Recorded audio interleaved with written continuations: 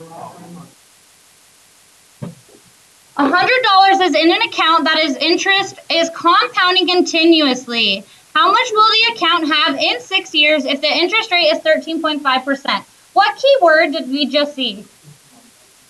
Compounding continuously. So that tells us which formula we're using. What's the formula? Hert. Y is equal to P times E raised to the RT.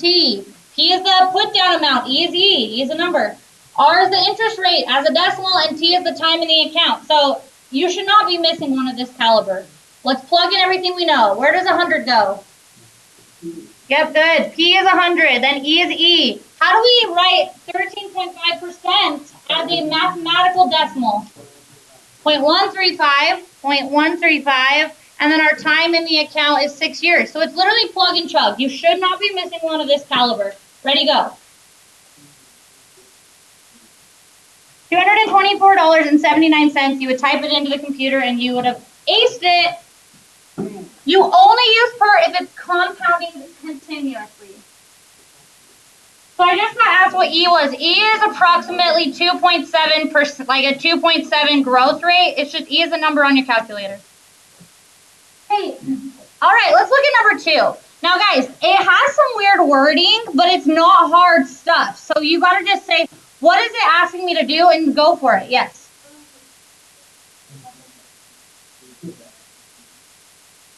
Sorry, one more question on this. There's just like simple exponential growth, and it looks like this. A times B raised to the X. So if it would have said $100 and it gets an annual interest rate of 13.5%, so we would have put 100 here. It didn't say compounding continuously, so then you'd have to say, I'm getting back 100% of the $100. So 1 and then 0.135 additional percent, and then raised to the 6 years. Does that make sense? Good question. Okay, so on this one it says, given f of x, you should be writing this down, f of x is x minus 2, and given g of x is x squared minus x plus 4, find f of x equal to g of x at f of 8. So write that down and then we'll see what you think we should do. So what do you think we could do first? Yeah.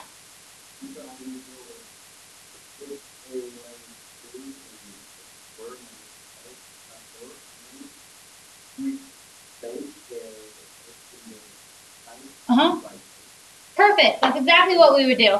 Perfect. So he said we'll set f of x equal to g of x. Isn't that what it says to do? Okay, let's do that.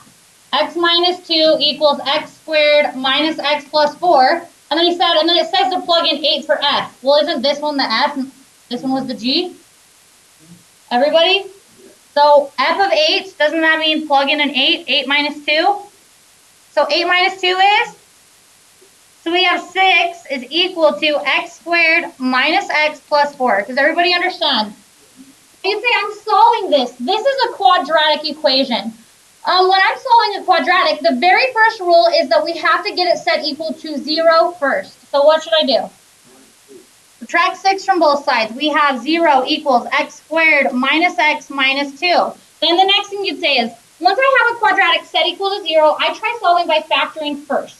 So let's see if it factors. Well, multiplies to be a times c, which is negative 2, and adds up to be b, which is negative 1. We cannot forget how to factor ever. What's good? So 2 times 1 is going to be negative 2. Does everybody agree? Then you'd say I can quick factor because my leading coefficient is positive 1. Otherwise, I'd need to drop and break. But we can quick factor. So this factors to be x plus 1, x minus 2. So therefore, our solutions, that's not solving it, guys. You took it from standard form to factored form. It's just factored form makes you solve it easier. X equals what? And 2. And boom, you just got it right. Awesome.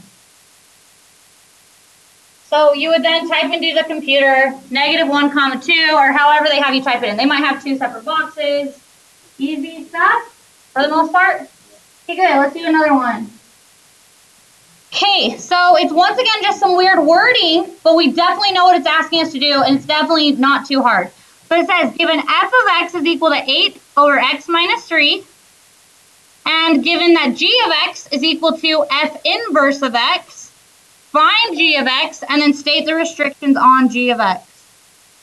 So write that down, and then I'll ask you what you think it's asking us to do. Okay, guys, so doesn't it say to find g of x? What is g of x? F inverse. So what is it asking us to find? The inverse, right? The inverse. So it's the same thing as saying find the inverse of the function. How do we find the inverse of a function? What's our first step? What? Switch x and y, right? I'm hoping more people besides him are remembering these things. Are we? So this is really a y. F of x and y are the same thing. So our first step when finding an inverse and it's an equation, we switch x and y. So we have x is equal to 8 over y minus 3. Then you solve for y. Now guys, we're in one of the most advanced math classes of the school. It's secondary 3. You don't have to take the class. We should be extremely advanced in our algebra skills from here. Now guess what I always have people say? I need to get y alone, so I'm going to multiply by 8. Wait, 8 times 8 is 64. Didn't you just make it worse? Did you do anything to get y alone? No, you have not done a correct algebra thing to help you at all. Keep your goal in mind. What am I trying to get alone? Y. Can I add 3? No, it's down here in the denominator. How do you want to do a denominator? Times. Good. So times both sides by y minus 3. Don't I need parentheses if I multiply by 2 things? If I have 2 terms? Yes. Very important. So now you'd say, okay, cool. These divide out, don't they? Well, we've gotten y out of the denominator, which is a good start because we're trying to solve for y. So we have y minus 3. We have y minus 3 times x equals 8. Now, guess what I have people do? They just don't think, and they just start multiplying x in. Keep your goal in mind. We are trying to get y alone. So what would my next step be? Divide by x. So we have y minus 3 equals 8 over x. Aren't we getting closer and closer? Next step? Add 3 to both sides. So there is our y equals. And then we'd say, but they didn't say it was called y. They called it g of x. So they're trying to be fancy here. So we would say, okay, g of x, which is the inverse, was 8 over x plus 3. Now it did say, and state the restriction. So remember, when dealing with a rational, which means fractional expression or equation, we know we cannot divide by 0. So what would my restriction on this be? Does everybody agree? No. She says x can't be 0. So that would be 8 divided by 0, which is bad. So x cannot be 0. We've listed our restriction. There would be 2 separate boxes, I believe, in the computer, so you would know what to put. Everybody good? Okay, cool. Way to go. I'm impressed. You guys are doing really good. Okay, that was the last one. So get out last time 12-3 because it's connected to 12-4. Get out the paper as well because you're going to want that again. You know, the paper I gave you with the notes. So a couple things that we learned last time. So everybody focus while you're doing that. If we have a population, that's an entire group of people. Now a sample is a small piece of the population. Remember, there are different ways to collect a sample. Instead of using the entire population, you can collect a sample by one, there's a convenience sample, right? Then there is a random sample. Then there's a self-selected sample where people choose to come forward. And then is there a systematic sample where you order the population and then select from it at regular intervals. So now that I have picked a sample, I have to do something with the sample. So, for example, if I want to know about how well my students are doing homework, and out of the whole class, instead of looking at the whole class, I picked these 4 gentlemen up front. So, an observational study. So I picked them as my sample. An observational study would be me not telling them I'm doing the study, doing nothing but recording. Colton didn't hand in his assignment today. Well, Dave did, and so on. And making observations without making any changes, right? Observation. Then remember also, I could do, instead of that, I could do a controlled experiment. So I could split them down the middle. I could say, you guys keep doing homework as you have been. You guys do online homework, make a change, and then look at the data and say, online homework users did homework better or whatever, did homework more often. And then there's also what's called a survey where I ask all of them the same question. How many times a week are you doing homework and so on? Does that make sense, everybody? Okay, cool. So let's go on to today's lesson. So in statistics, we've been talking about the spread of data. So remember, standard deviation is what we have learned in 12-2. We're going to be dealing with a special type of standard deviation today called a normal distribution. I'm going to remind you what a standard deviation in general is. So if we have a bunch of numbers, I'm not going to write numbers down. Let's say I have a bunch of numbers. I could find the mean or the average, and it's going to be around the center. It won't be exactly in the center, most likely, but it will be around the center, right? It's just a measure of central tendency. So if I average these, I would add up that plus that plus that plus that plus that divided by 1, 2, 3, 4, 5, right? There's our average. Now remember, all of these values will fall within some number of standard deviations away from the mean, correct? So like if we go out right here, this could be 1 standard deviation, right? And then we went out 2 standard deviations. And our data was distributed around 1, 2, 3 standard deviations. So we're going to now talk about a special type of standard deviation called a normal distribution. So it says many common statistics such as human height, human weight, and human blood pressure gathered in the natural world, in the real world, will follow what's called a normal distribution about their mean, about their average. A normal distribution has data that varies randomly from the average, from the mean, just like all of our other standard deviations.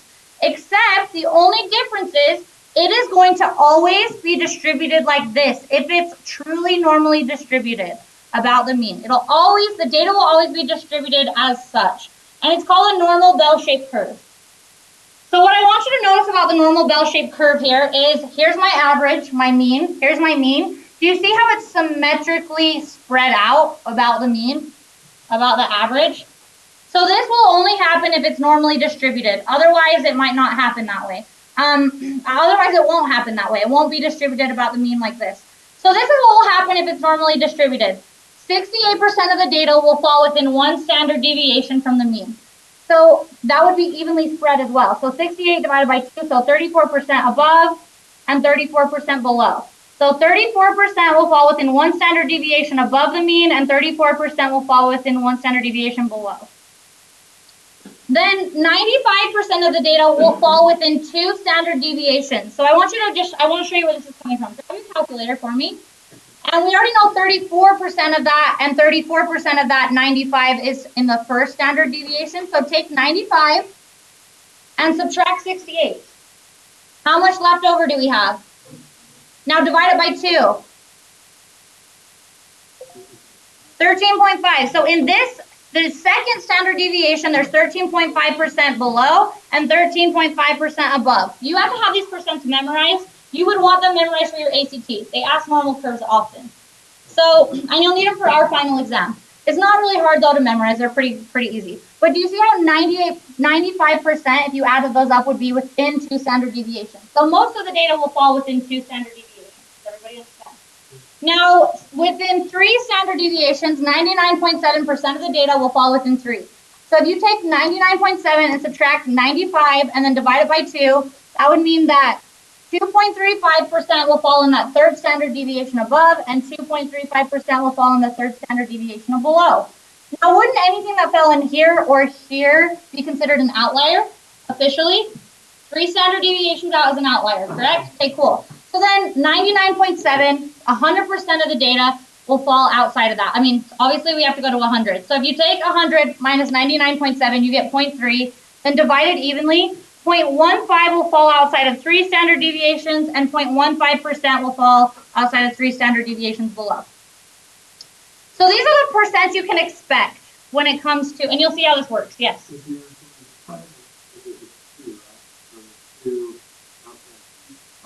Yes, anything outside of 2 standard deviations. So if something fell right here, it'd be an outlier as well. Okay, cool. So let me show you how this works. Let me give you my first example. Okay.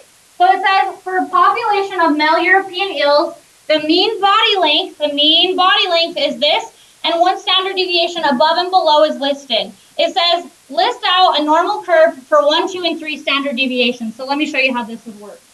So we were told it was normally distributed, and because we're told it's normally distributed, we know it's going to be distributed evenly about the mean, creating our bell-shaped curve. So our mean will be right directly down the middle. What was the mean body length? Okay, you all have a calculator ready to help me. So now, one standard deviation above was what length of eel? 18.5. One standard deviation below. 12.9. Okay, cool. So now I wanted to know this distance because the standard deviation, we keep going. So I took 18.5 minus 15.7. So I found out my standard deviation was 2.8. Does everybody see? So now that was one standard deviation. So I could now say 34% of eels will fall between 12.9 inches in length and 15.7 inches of length. That is truly what you can expect. And 34% will fall in this length, 15.7 to 18.5%. Does everybody see how that works? Yes. Huh?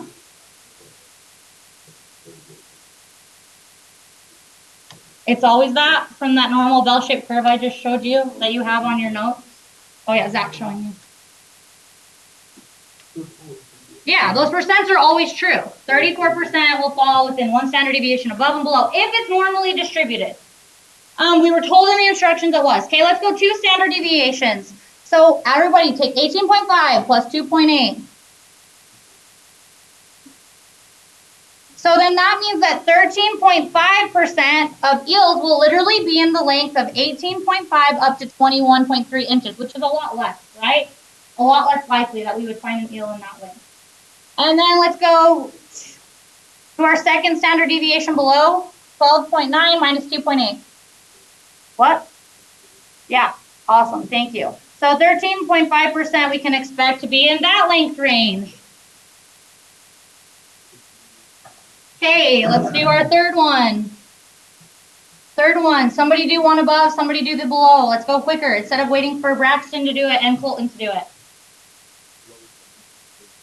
7.2, awesome, thank you. And so 2.35% will be in this length, from 7.2 inches to 10.1, which is 2.3 isn't very many. It's really low. And then 21.3, it's 2.8 we're adding. 24.1. So then 2.35% will be in that length range. Now anything larger than 24.1 would be extremely rare to find. Only 0.15% of eels we would expect to be larger than that. And same here. If we found an eel that was smaller than 7.2, this is the percent likeliness that we would actually find that. So these are the percents of likelihood that you will get an eel in that length range. So let's test your abilities here. If I went and I sent you guys out on the lake, I said, all of you, this is true, I need you to go out and I need you to get a fishing pole and get 100 eels out of the ocean. Now, based on this normal distribution, if I asked you, I don't want you to measure them because we already know this is going to be about true. How many eels can I expect? How many eels would be between the length of 12.9 inches up to 21.3 inches? How many can we expect out of that 100? So let's see here. 12.9 up to 21.3. Isn't that where we're adding up? Those percent. So add up 34 plus 34 plus 13.5. What percent of eels?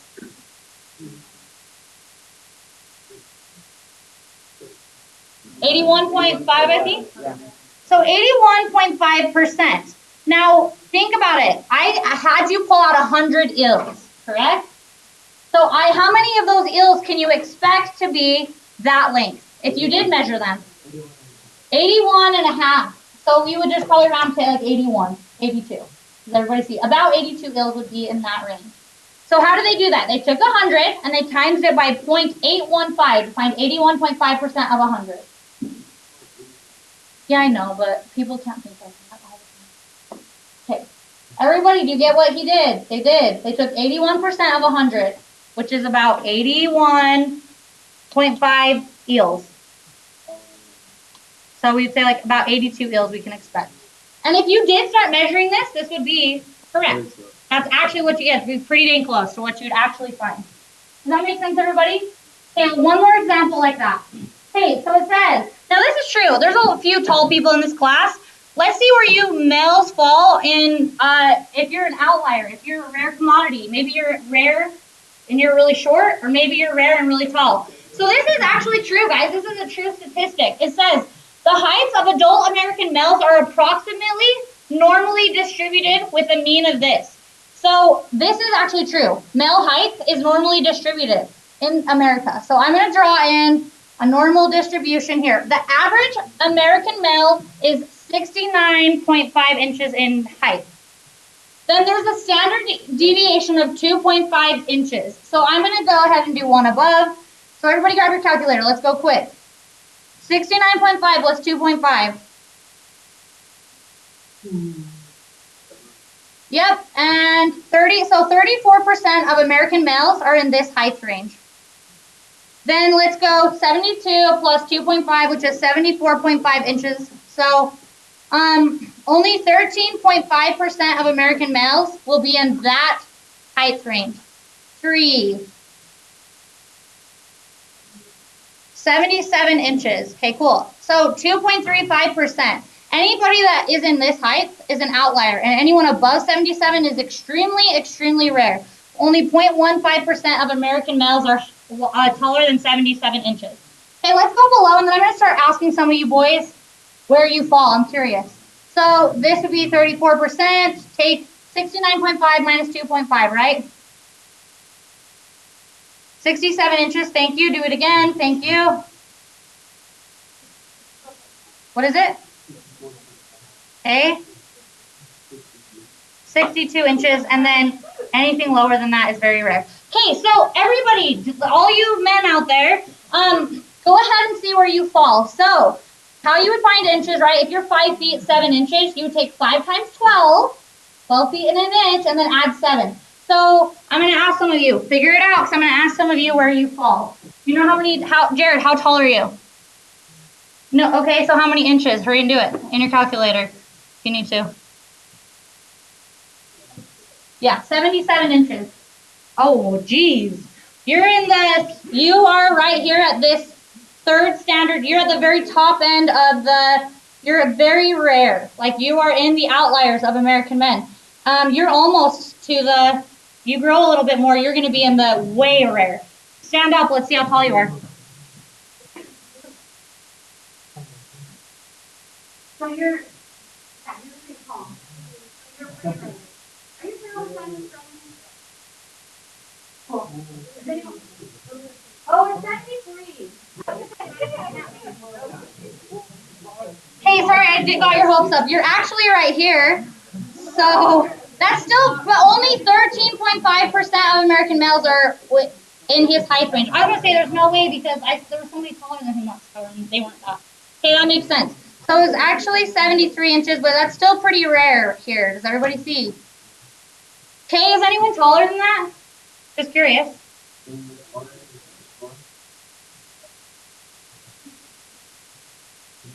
Okay, let's ask, where do you fall? Yeah, where do you fall? Which rate? You're 71 inches, so you fall in you're in the 34% on the higher end. Interesting. Cool. Anyone else want to share where they fall? Oh, you fall right here in the 13.5 inch. Okay, cool.